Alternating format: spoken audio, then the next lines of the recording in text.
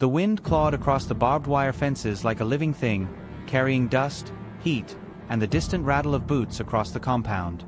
It was late afternoon in a German POW camp in rural Texas, where the sun dropped low enough to turn every shadow into a hiding place. The prisoners moved through their routines, cleaning tools, hauling water, sweeping sand from the barracks floors. And among them walked a man who no longer intended to stay. A German POW stepped carefully toward the far edge of the compound, his posture calm, his pace unremarkable. He kept his head lowered, his hands relaxed, his breath controlled.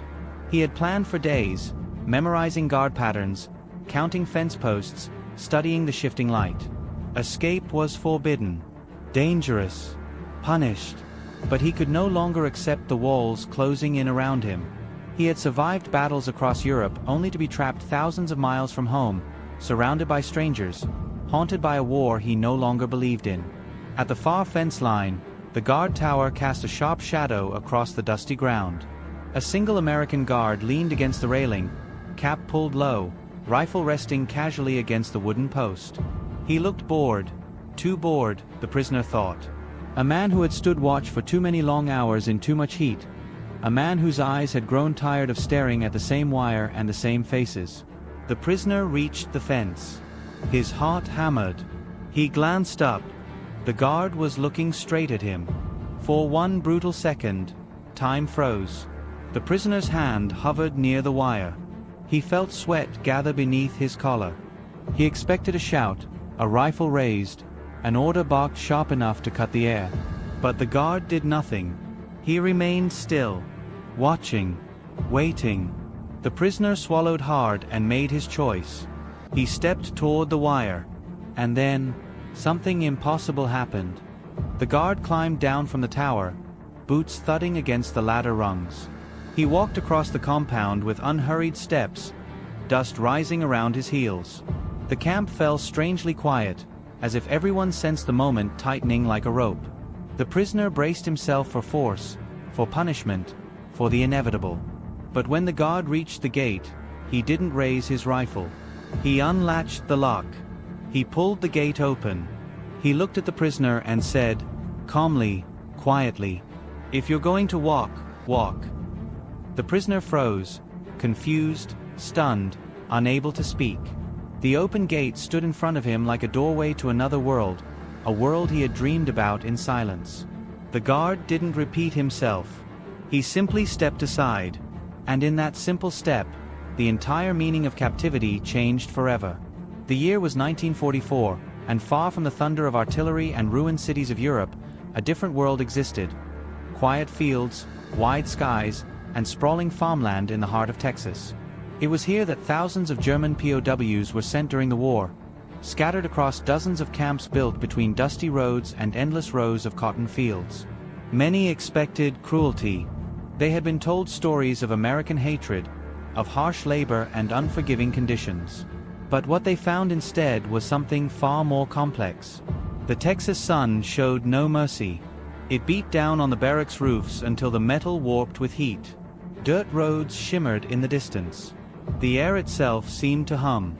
For prisoners accustomed to the damp forests of Europe or the cold winds of the Eastern Front, this place felt like another planet. Yet in the middle of that foreign landscape, daily routines formed. Morning roll call, work details, meals served at long wooden tables, and evenings spent talking quietly in the yard. Many POWs worked side by side with local farmers, picking fruit, repairing fences, and stacking hay in the fields. Some experienced a strange, uneasy hospitality. They were fed, given medical care, and treated with a fairness they had not expected. But captivity was captivity. No matter how gently the rules were enforced, the fences remained. The guards remained. Freedom remained a whisper behind barbed wire. Among the prisoners was a young man who carried the war on his shoulders like an invisible weight. He had marched through smoke-filled forests, crossed frozen rivers under fire, and lost comrades in the chaos of the collapsing front. Captured in North Africa, he had been shipped across the ocean like cargo, landing in a land where the sky seemed too big and the nights too quiet. For months he obeyed every rule, moving through camp life with silent precision. But silence has a cost. He longed for home, not the war-ravaged homeland on the maps, but the memory of home. Family dinners, warm kitchens, the scent of pine forests after rain. Every night he stared at the fence line, imagining the horizon beyond it, imagining a version of himself walking freely on the other side. That longing grew until it became a plan. Escape attempts from POW camps in the United States were rare, but not unheard of. Some prisoners tried slipping into the woods. Others attempted improvised tunnels. Yet few got far. The vastness of the landscape swallowed escapees whole. Still, the idea of freedom, no matter how distant, no matter how unrealistic, burned inside him. Across the camp, the American guard assigned to the southwest tower had begun to notice him. The guard was older than most, worn not by battle but by farm life before the war. He wasn't hardened like frontline soldiers. He wasn't angry. He was simply doing his duty, standing long hours under an unforgiving sun, watching over men who looked more tired than dangerous. He had watched the prisoner for weeks, had seen the way he walked near the fence, the way his eyes drifted toward the fields beyond. The guard wasn't stupid. He knew what those looks meant. But he also knew something else. A man who wanted to run wasn't always a man who wanted to fight. And in a strange, unspoken way, he understood the prisoner's longing. Not because he wanted to escape, but because he remembered what it meant to feel trapped. Life, war, and circumstances had boxed them both in, each in different ways. One evening, as rumors drifted through the camp of the war turning against Germany, the prisoner made up his mind. He would try, even if he failed, even if it ended badly, even if the plan crumbled the moment he touched the fence. Better to try than to suffocate inside wooden walls. But what awaited him at the gate would be nothing like what he had imagined. Nothing like the stories whispered in the barracks. The next moments would redefine captivity, freedom, and the strange humanity sometimes found in the most unexpected places. Night settled quietly over the Texas camp, stretching long shadows across the dusty yard. The air cooled just enough to lift the smell of dry earth and summer grass. Guards rotated along the perimeter. Lanterns flickered from the watchtowers, casting golden rings of light on the gravel. Most prisoners had retreated to their bunks, whispering about the latest rumors from Europe. Lost battles, advancing allies, collapsing fronts. But one man didn't join them. He sat on the edge of his bunk, elbows on his knees, staring at the ground. The escape plan he had shaped in silence now clung to him like a second skin. He waited for the moment when the camp fell into its predictable rhythm, when boots quieted, when voices faded, when the world softened just enough for a desperate man to try something foolish. He stepped outside. The yard was dim, lit only by a few lamps along the barracks walls. A faint breeze carried dust against the fence. The guard in the southwest tower, the same one who had watched him for weeks, stood relaxed against the rail, one hand resting near his rifle. He didn't look threatening, just observant. The prisoner kept his distance, pretending to walk aimlessly across the yard. His heart pounded. He moved casually, past the mess hall, past the tool shed, past the laundry line swaying in the wind. Every step felt heavier than the last. He expected a shout at any moment, an order to turn back. But nothing came. The guard stayed still. The prisoner reached the far side of the compound.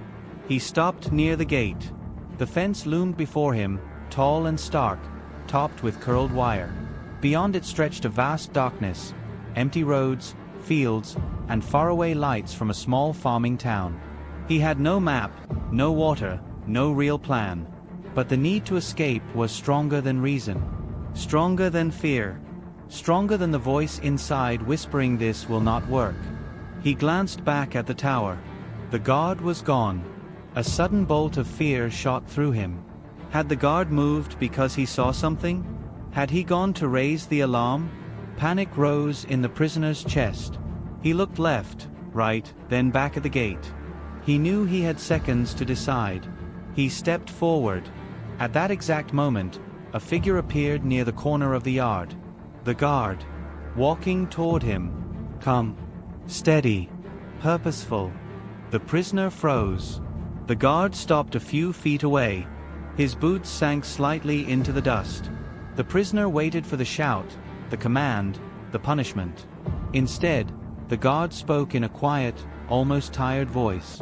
"You've been thinking about this for a while." The prisoner's breath caught.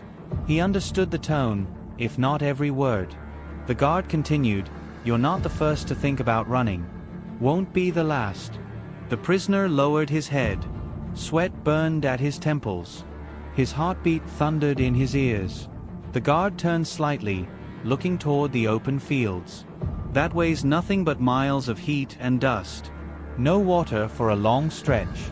And the sheriff's boys ride these roads at night. Even a free man wouldn't make it far." The prisoner swallowed. The warning felt too calm, too gentle, to be a threat. Then the guard stepped closer. "You want to run?" he asked quietly. "You want to walk away from all this?" The prisoner didn't answer. He couldn't. The guard studied him for a long, heavy moment. There was no anger in his expression. No disgust. Only a strange, unreadable understanding. Finally, the guard nodded once. He walked past the prisoner, stopped at the gate, and without hesitation, he pulled the latch. The metal clanked softly. The sound echoed across the yard like a gunshot. The prisoner's eyes widened. The guard pushed the gate open, the hinges groaning as if protesting the very idea. Then he stepped aside. "If you're going," the guard said, "go." The prisoner stood frozen. His throat tightened. His legs felt like stone. The open gate in front of him was everything he wanted, and everything he feared. Freedom lay beyond, but so did uncertainty, danger, starvation, and a country larger than anything he had ever known. Behind him, the camp remained silent. No alarms, no shouts, no movement. Just one man offering a choice. The prisoner took a slow step forward. Dust rose around his shoes. Another step. He reached the threshold of the gate. The air smelled different there. Open, strange, wild. He glanced back. The guard's face remained steady. No anger, no regret. Just quiet expectation. Something inside the prisoner shifted. Something deep, fragile, human. He realized the guard wasn't giving him escape. He was giving him dignity. The prisoner lowered his head and took one more step. Then he stopped. His shoulders trembled. His chest rose and fell in uneven breaths. For a moment he simply stood there, one foot in captivity, one foot in freedom, caught between past and future. And then, slowly, deliberately, he stepped back inside the fence. The guard didn't smile. He simply closed the gate behind him. "Let's get you back," he said softly. And the prisoner followed him, understanding in that moment that freedom wasn't the fence line. Freedom was the choice he had just been trusted to make. The guard led the prisoner back across the compound in silence, their footsteps soft against the dust. No other soldiers stirred. No other prisoners watched. The entire camp seemed to hold its breath, as if the night itself understood the gravity of what had just occurred. The prisoner followed a few steps behind, not because he was ordered to, but because he chose to.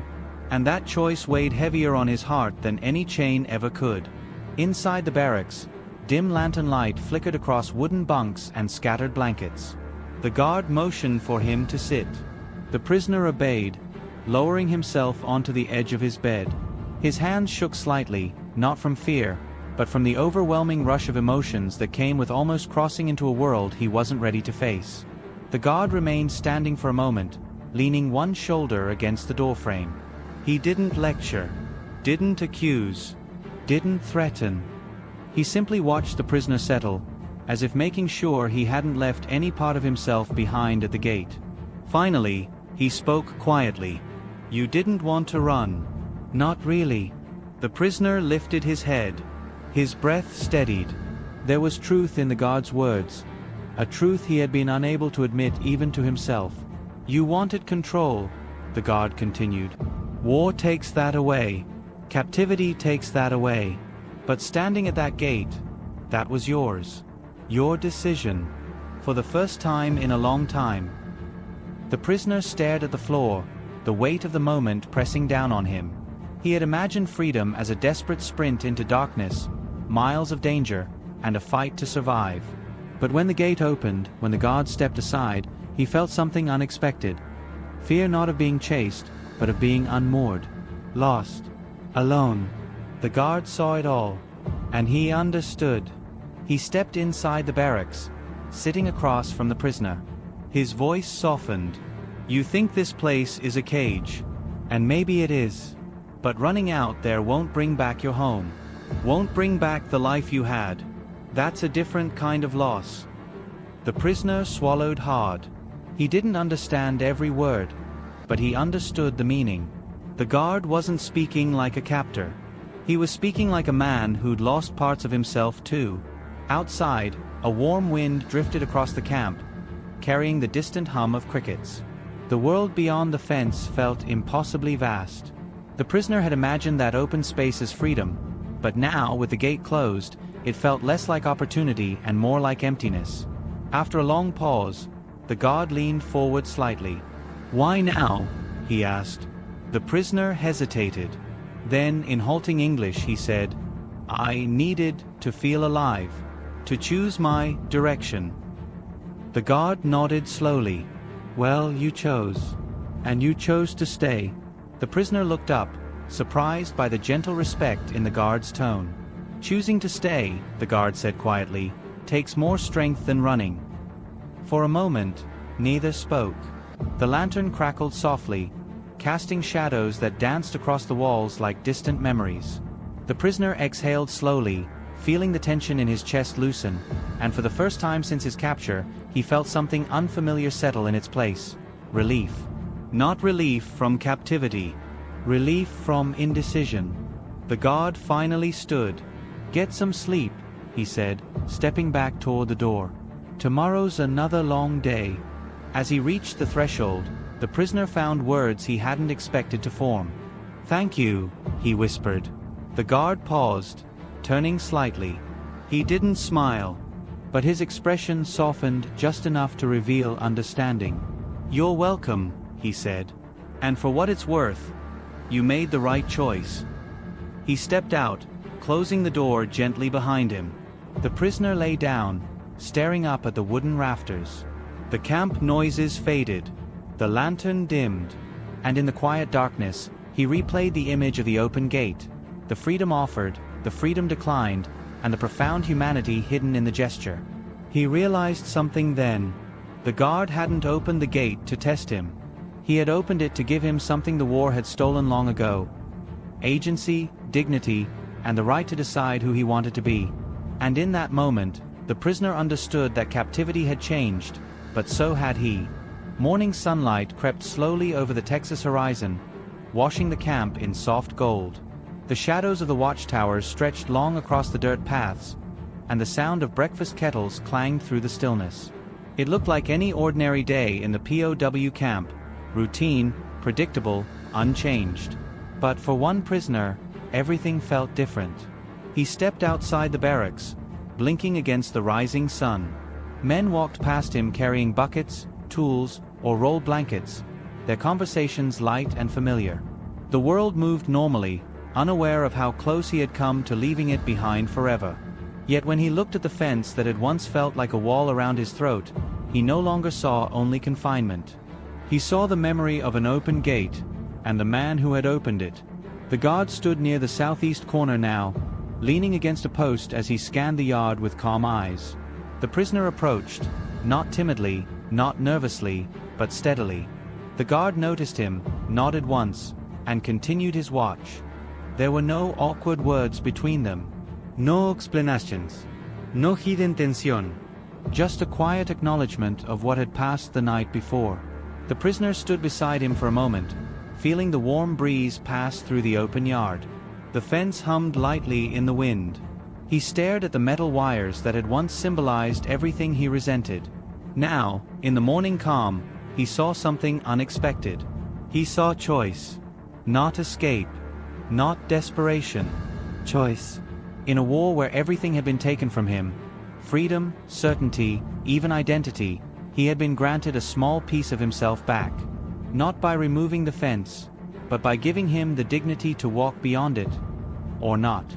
That dignity grounded him now. Throughout the day, the other POWs moved about their routines, unaware of the silent shift in the prisoner's world.